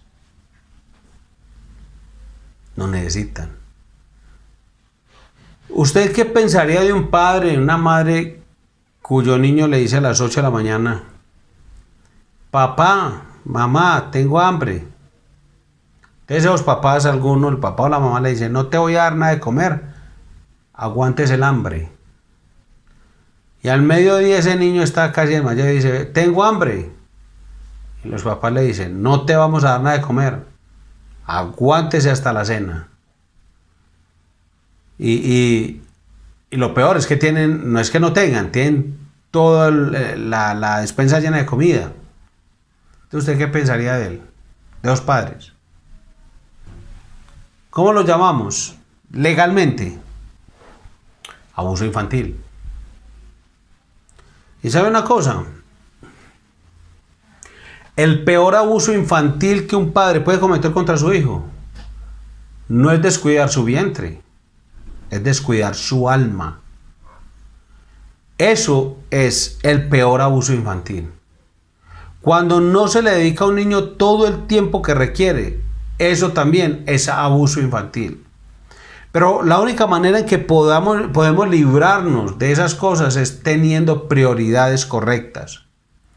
Cuando sepamos llamar importante a las cosas que son importantes y cuando sepamos relegar las cosas que son secundarias, ahí entonces estamos teniendo las prioridades correctas. Hay un pensamiento que ojalá y no se nos olvide, y es que no dejes para mañana lo que puedas hacer hoy. Eso es lo que siempre decimos. Pero también hay una aplicación a la inversa, es haz mañana lo que no necesitas hacer hoy. Así hay cosas que pueden relegar, o sea, hay cosas que usted las puede aplazar legítimamente, no por pereza, no por negligencia, sino que es que hay otras que las tiene que hacer hoy. Hay cosas que no es necesario hacerlas ya. A veces una mujer tiene proyectos en su mente y dice, no, me gustaría hacer esto, me gustaría hacer aquello. Mujer, va a haber tiempo, pero este no es ese tiempo. Así que redimir el tiempo exige, en primer lugar, tener un orden correcto de prioridades. Saber qué cosas tenemos que hacer con el tiempo. Alguien contaba algo alguna vez que causa risa y tristeza al mismo tiempo. Es una conversación que escuchó por casualidad en la fila de un supermercado. Una mujer que estaba a punto de dejar su trabajo le preguntó a otra que no trabajaba. Le dice, ¿y qué cosas haces con todo ese tiempo? Imagínate, le dijo ella, voy a dejar de trabajar y yo no sé qué voy a hacer con todo ese tiempo. Entonces lo bueno fue lo que la otra le respondió, dijo, yo voy al gimnasio, me doy un masaje, voy al salón de belleza. O sea, ella tenía su tiempo muy ocupado. A ver, no estoy diciendo que ir al gimnasio, ir al masaje, hacer un masaje, eso sea pecado. No, ponga las palabras en el contexto que estamos diciendo. Hay tiempo para todo. Obviamente estas mujeres no tenían ni idea acerca del verdadero valor del tiempo. Una mujer piadosa nunca pregunta qué hacer con su tiempo. Sabe qué hacer con su tiempo. En el sentido no de poner, en orden sus prioridades, sino en el sentido de qué hacer con el tiempo. Porque sí ya tienen las prioridades en orden. O sea, una mujer piadosa no sabe dónde arañar para encontrar un poco de tiempo. Una hermana decía que la directora de un colegio cristiano fuera del país le preguntó, ¿usted no se aburre todo el día en la casa? Y ella le respondió, en realidad yo no tengo tiempo para vivir, a mí no me da tiempo para vivir. El aburrimiento es una falta de piedad. Una persona que tiene tiempo para aburrirse debería revisar sus prioridades. Porque si ya tiene prioridades establecidas, no debería tener tiempo para el aburrimiento. Hay mucho por hacer. Ahora, en segundo lugar, ya vimos la primera. En segundo lugar, redimir el tiempo implica por necesidad una alta valoración del tiempo mismo. En palabras más sencillas, lo que queremos decir es que hay una frase que no se debe oír en los labios de un hombre o de una mujer. Pues siempre y cuando sean piadosos, ¿cierto? ¿Cuál es? Aquí matando el tiempo. No. Las cosas valiosas se cuidan, no se, pues como que se mata el tiempo. El tiempo es un recurso que no se puede renovar, por eso es invaluable. Pero mis hijos están pequeños todavía. Para la vuelta de la esquina, usted va a estar desfilando con ellos hacia un altar. Y ya se acaba el tiempo. En tercer lugar, redimir el tiempo implica no solo el hacer lo que debemos hacer en su momento oportuno, sino hacerlo de la mejor manera, utilizando al máximo esa oportunidad que Dios nos ha dado.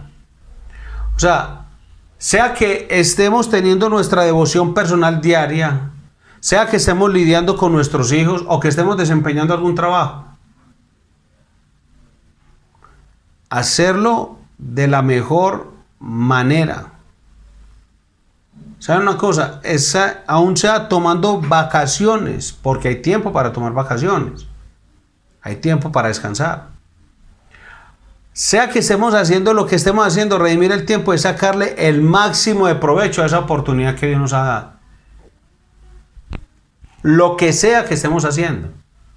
Eclesiastés 9:10 dice: todo lo que te viniere a la mano para hacer, hazlo según tus fuerzas, porque en el Seol, en el sepulcro, a donde vas no hay obra, ni trabajo, ni ciencia, ni sabiduría. Colosenses 3:23 al 24 dice: y todo lo que hagáis, hacedlo de corazón como para el Señor, y no para los hombres, sabiendo que del Señor recibiréis la recompensa de la herencia, porque a Cristo el Señor servís. Y finalmente, el último de los 4 elementos es que seremos sensibles acerca de la maldad de nuestro pecado, cuando seamos negligentes en el buen uso del tiempo y de las oportunidades que Dios nos ha dado. Es decir, todo esto está involucrado en el mandato que encontramos en Efesios 5, 15 y 16 y Colosenses 4, 5. Debemos redimir nuestro tiempo y nos preguntamos, siendo este un aspecto tan importante, ¿por qué tanta gente falla en obedecer este mandato? Yo creo que en parte ya hemos dado respuesta a esta pregunta. En algunos casos porque estas personas carecen de sentido de propósito y prioridad y así pierden el tiempo. Porque se dedican a hacer cosas que son secundarias, descuidando las que son prioritarias.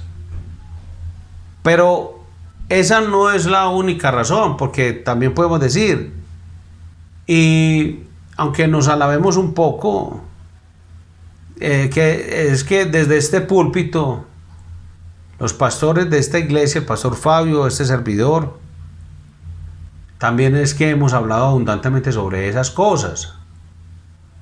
Yo puedo estar seguro que los miembros de esta iglesia no se están desayunando estas cosas que se están hablando aquí.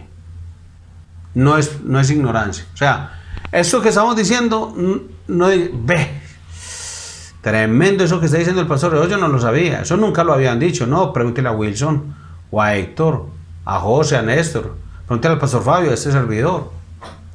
¿Cuál es el problema entonces? Vea, es que sencillamente en muchos otros casos dejamos de redimir el tiempo por falta de dominio propio. Y ahí es donde encaja este asunto con el tema que estamos tratando.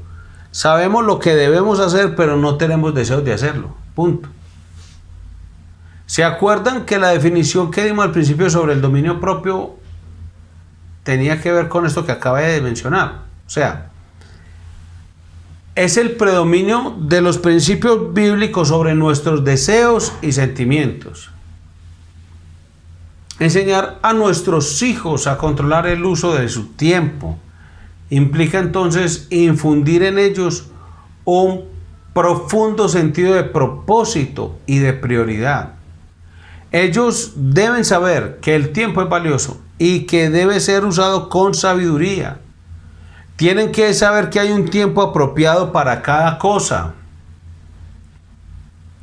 Entonces, algunos van a preguntar, ¿cómo podemos enseñar a nuestros hijos a controlar el uso del tiempo, pastor? Bueno, el primer consejo práctico es que le asigne tareas conforme a la edad de cada uno y vigile que esas tareas que le asignó sean llevadas a cabo diligentemente. No vaya a mandar a su hijo de 3 años a la tienda a comprar alguna cosa porque le van a robar, se pierde o lo pisa un carro. O sea, no podemos pretender que los niños de 2 o 3 años tengan tiempo lleno de actividades. Eso también es pecado. Hay personas que tienen a sus hijos en una actividad constante. Todo el tiempo están haciendo algo. Terminan una clase de una cosa, comienzan clases de otra. Terminan siendo genios. Pues la pregunta es, ¿terminarán ustedes teniendo un hijo a la mano? Van a tener hijos muy brillantes, con 4, 5, 6, 7 carreras, títulos, posgrados, maestrías y todo. Pero van a terminar teniendo un hijo conforme al carácter que Dios pide de él. Piénselo.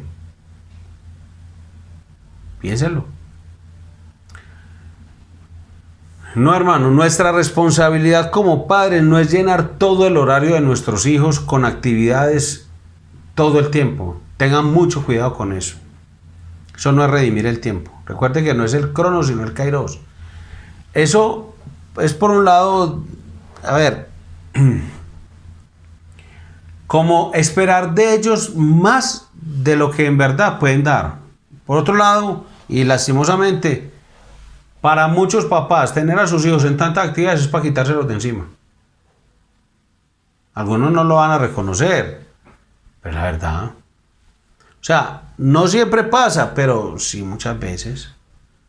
Nuestros hijos necesitan tiempo para jugar, para realizar las tareas, para hacer los deberes que usted le asignó, tiempo para descansar. Son niños, pero aún los niños deben saber que hay ciertas responsabilidades que deben cumplir y que se les van a ir complicando a medida que van creciendo. Por ejemplo, ya va a la escuela, van a tener tareas de la escuela y van a tener que sacar tiempo en las tareas de la casa. ¿Cuál es el deseo del niño? Salir a montar en bicicleta, salir con los amigos, jugar en otra cosa, pero tiene una responsabilidad que cumplir. Entonces los padres deben estar velando para que esas responsabilidades sean cumplidas con diligencia. Igualmente, nuestros niños deben aprender a tener sus cuartos ordenados. Deben aprender a tender la cama. Es una tarea sencilla, pero que encaja dentro del tiempo y de la edad de ellos. O sea, usted le puede decir a su hijo, vea, tienda la cama fulanito, recoja los zapatos y no me deje los calzoncillos en el baño cuando salga de ahí. Deje todo en orden en su habitación. No, pastor, es que yo tengo 2 empleadas del servicio. No, es que eso no se trata. Puede tener 10. Pues estamos formando a su hijo en el dominio propio. Usted no lo puede volver un inútil. No, es que, hermano, usted lo está formando.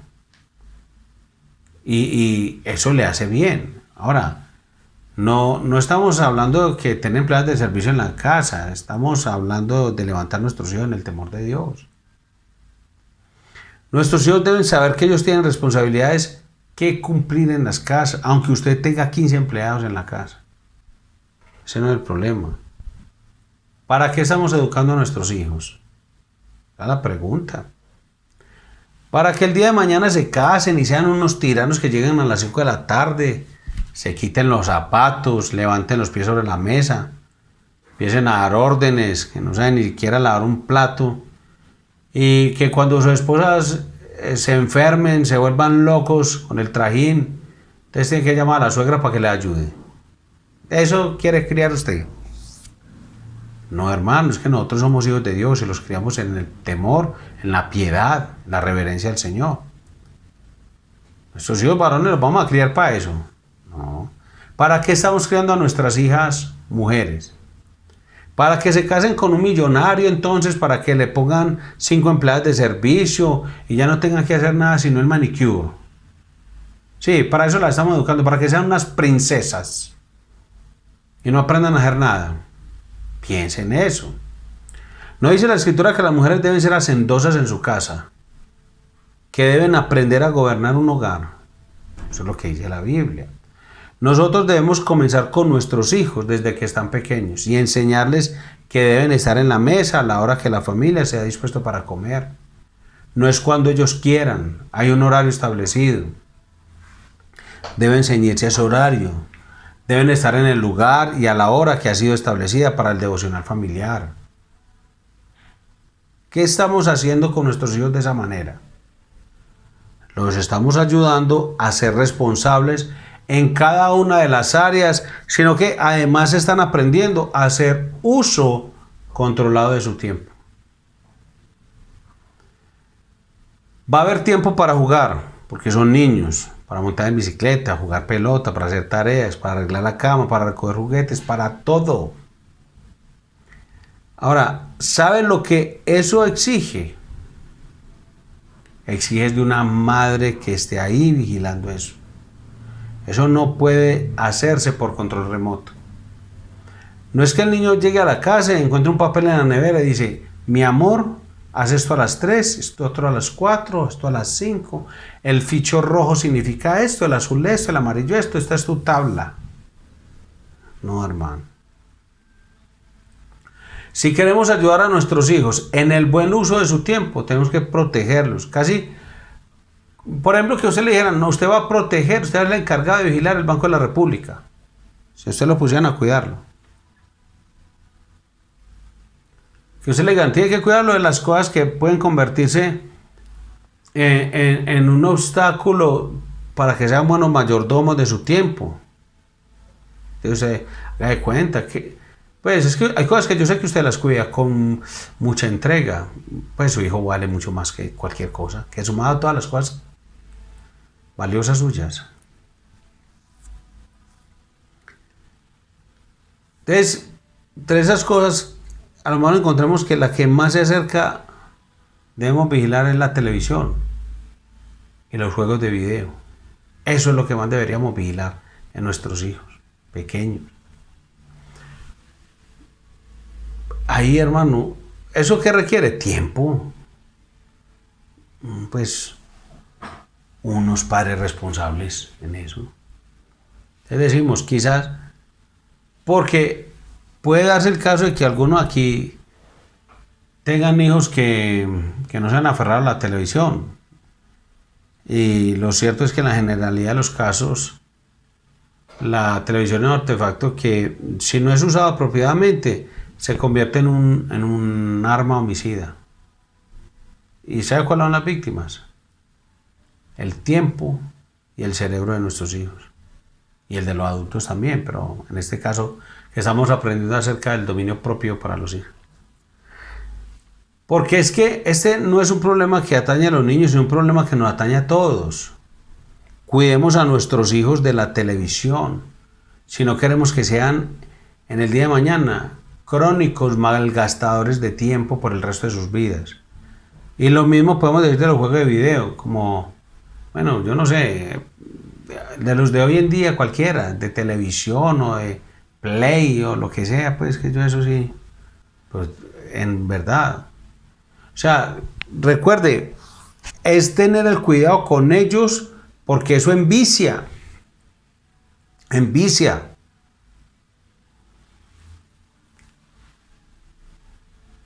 Y si eso es un vicio, nuestros hijos no van a tener la capacidad de poner freno en el momento adecuado. A menos que sean celosamente vigilados por nosotros sobre ese tema.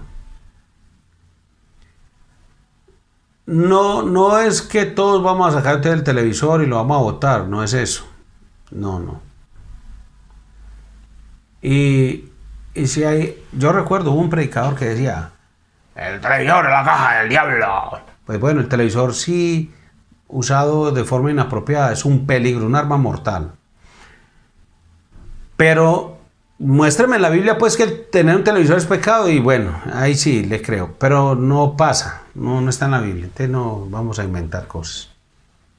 Pero hay algo que sí debemos tener presente. En algunos casos,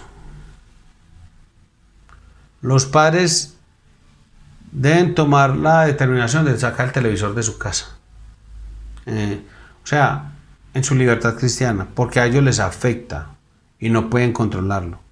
A sus hijos les afecta y no pueden controlarlo. O sea, hay algunos padres de familia que sí deberían, sí, no, yo no puedo. por amor a mi hijo y a mí mismo, y porque no lo puedo controlar para mí ni para el hijo mío, yo voy a sacar el televisor. Lo voy a empacar, no lo voy a botar, lo voy a guardar, o se lo voy a dejar a otro, o en fin, lo que sea. Tenga cuidado con los niños que se acostumbran a ver televisión diariamente y más de 2 horas al día. En algunos casos difícilmente van a desarrollar una capacidad de pensamiento propio. O sea, usted los va a decir, qué niño tan brillante, porque dice pluscuamperfecto, decatopecta implica, pretérito pluscuamperfecto, el obtuso y el triángulo y la hipotenusa. No, ese niño es una brillantez. Puede decir palabras muy rimbombantes porque ese es un lenguaje neutral y universal que utilizan en todos los canales de televisión para que sea, por ejemplo, el español, que lo entendamos todos los que hablamos el idioma español en cualquier país del mundo. Entonces, como son palabras tan refinadas para lo que coloquialmente utilizamos nosotros en nuestro contexto, entonces nos suena como algo muy descrestante. Pero en verdad, los muchachos no van a tener la capacidad de utilizar un pensamiento propio y difícilmente van a adquirir el hábito de lectura.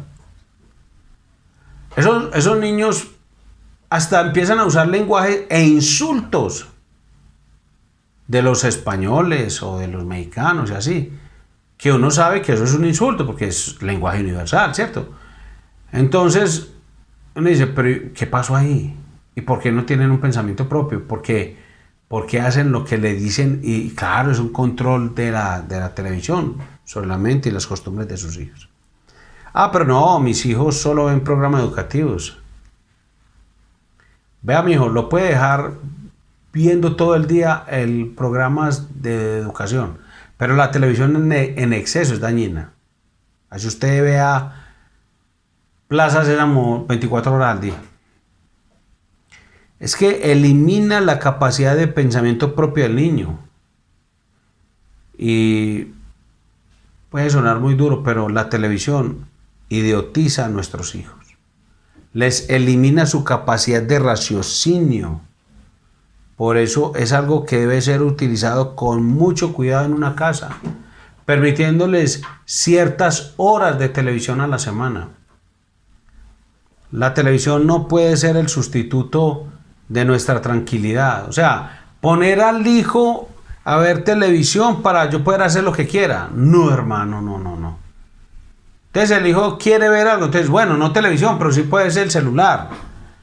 Entonces, como yo necesito estar tranquilo, porque tengo que hablar con los adultos, entonces le digo, vea, tenga el celular, entreténgase ahí. No, hombre, es que enseñe la suya en el dominio propio, en el hablar. Y que respete una conversación de adultos y que se puede ir a jugar o a leer, póngalo a estudiar. No, es más fácil darle un televisor, un celular, hoy en día un computador. Cuando nuestros hijos están viendo televisión, entonces el padre o la madre deben estar ahí porque van a salir muchas cosas por esa pantalla que necesitarán urgentemente una evaluación bíblica. Eso no es sencillo. Entonces salen 2 niños que se dan un beso y el niño los vio y después el niño dice, ah, sí, es que los hombres pueden ser novios. ¿Quién le enseñó eso? Eso debe ser el primo Belarmino, que es tan horrible, ese que es homosexual. No, ni Belarmino a lo mejor sepa. No, que es que le están enseñando la televisión y como usted lo deja solo, el celular y usted lo deja solo. Las personas que son adictas a la televisión difícilmente desarrollan un hábito de lectura. ¿Y sabe qué? El hábito de lectura es fundamental para una vida piadosa. Ah, pero es que yo no tengo el hábito de lectura. Bueno, adquiéralo, porque es fundamental para una vida de piedad.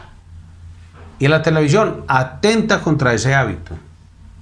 Así que si quiere ayudar a sus hijos, protéjalos de esas cosas que pueden convertirse en un obstáculo para la vida de la piedad. Vamos a finalizar hablando del ejemplo en el uso del tiempo.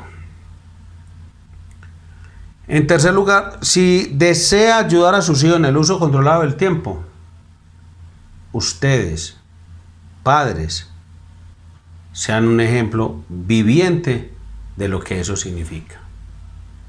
Sus hijos deben ver en ustedes este profundo sentido de propósito y prioridad que ustedes le están deseando influenciar o infundir en ellos. Ellos deben ver claramente que ustedes viven por prioridad, que ustedes no matan el tiempo, que ustedes no son culpables de ese crimen atroz, que sus manos no están manchadas de segundos por el crimen que han cometido. ¿Qué le estamos enseñando indirectamente a nuestros hijos si cada vez que tenemos una noche libre en la casa la pasamos viendo televisión? O la nueva modalidad para cada noche libre, veamos una serie de... ¿Qué le enseña esa madre a sus hijos pequeños si cada vez que alguien la llama por teléfono a conversar por la mañana, ella siempre está disponible para perder una buena cantidad de tiempo conversando cosas que podrían esperar? ¿Qué le está enseñando? Estamos enseñándoles que no vivimos por prioridades, que nuestro tiempo no es planificado, que las cosas que hacemos en la casa realmente no tienen la menor importancia. Eso es lo que le estamos enseñando a nuestros hijos de forma indirecta. Es cierto que hay momentos para tomar un respiro, pero hay tiempo para decir que no. Hay tiempo para decir, ve, no puedo hablar con vos, estoy muy ocupado. ¿Listo? Porque uno dice, hay gente que como que coge el directorio y empieza, ¿a quién llamó hoy? Ah, fulano, ¿viste? Colgo, Perano, Sultán, Merengano. Y me dice, ¿pero qué es esto? Gente como que pierde el tiempo, mata el tiempo, no tiene nada que hacer. Entonces se vuelven así de fastidiosos, pues, porque le roban el tiempo a los otros. No hay tiempo para decir que no, para decir que estamos conversando con nuestros hijos, como se importa. Y es que estás muy ocupado. Sí, estoy aquí con el hijo mío. Eso es muy importante. Tiempo, o sea, hay momentos para tomar respiro, para decir que no, para decir que estamos conversando con nuestros hijos, para decir que les prometimos a nuestros hijos que íbamos a jugar con ellos, y eso es importante. No podemos dejar de hacer esa obra porque nadie la va a hacer por nosotros. Veamos, no, pero sí hay que aprovechar porque uno no sabe hasta cuándo tiene a los padres, a los viejos. Por eso. ¿Y usted sabe hasta cuándo va a tener a los hijos? Los hijos a veces se van primero que los padres. O sea, los padres siguen viviendo para otros 80 años. Ajustan 160. Y el hijo en 20 años se fue de la casa. ¿Y se fue con qué? Vacío, porque usted no tuvo tiempo para él. ¿Qué le estamos enseñando a nuestros hijos actuando de esa manera? Nuestros hijos van a aprender estas cosas cuando vean que nuestras prioridades están en orden. Cuando perciban que nuestra vida no es un conjunto de actividades desordenadas, hechas casi todas a la carrera porque no planificamos las cosas. No olvidemos, hermanos, que de todo este aprendizaje, ellos, o sea, eso va a hacer que ellos guíen su vida como hombres, como mujeres sabios, o va a depender que ellos guíen su vida como hombres o mujeres insensatos. Efesios 5, 15 al 16 dice, mirad pues con diligencia como andéis, no como necios, sino como sabios, aprovechando bien el tiempo porque los días son malos. ¿Sabe cuál es el problema? En el mundo hay corrupción, en el corazón de nuestros hijos hay corrupción. Y si no les ponemos caso a eso ahora, terminaremos con sus almas gangrenadas de pecado, porque el pecado abunda. Napoleón Bonaparte decía, en medio de una gran batalla hay un periodo de 10 a 15 minutos que son cruciales. Aprovecha ese periodo y ganarás. Piérdelo y serás derrotado. Nosotros también estamos en una gran batalla que es la creencia de nuestros hijos, el cuidado de nuestras almas. Si dejamos pasar la oportunidad que Dios nos da y no usamos estas oportunidades para su gloria, perderemos ese recurso renovable que nunca más podremos recuperar. Que el Señor nos ayude a redimir nuestro tiempo, a enseñar a nuestros hijos a valorar ese incomparable tesoro que Dios nos obsequia cada día. Oremos al Señor. Padre, en el nombre de Jesús, gracias por hablarnos. Danos sabiduría, entendimiento y sobre todo, Señor, responsabilidad para vivir tu palabra y así poder ser verdaderos modelos para nuestros hijos. En el nombre de Jesús. Amén y amén. Que Dios les bendiga, hermanos. Recuerde que mañana, si Dios lo permite, estaremos en la iglesia. Tendremos culto normalmente. Y el jueves tendremos el culto de acción de gracias a las 6 de la tarde. Como no todas las personas pueden estar en el culto del 31 por cuestiones de bioseguridad, se hará la retransmisión del culto de las 6 a las 7:30 para los que quieran verlo de esta forma. Que el Señor les bendiga y les guarde.